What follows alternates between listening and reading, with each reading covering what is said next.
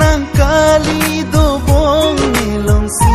ne pe na joy ne kang hon seng duru dori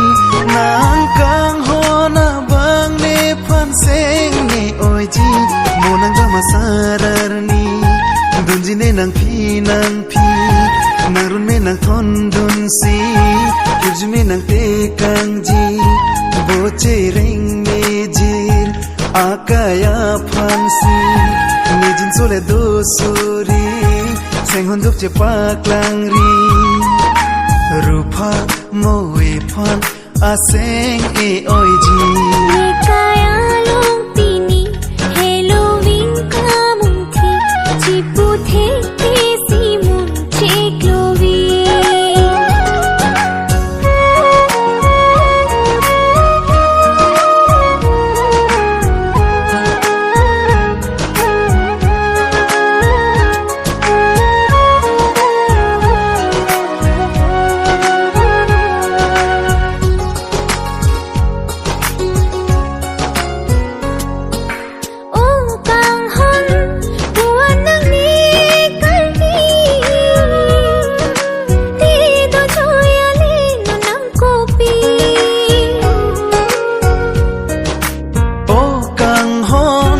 ahok ne nang kari ta juji ko son no na na phi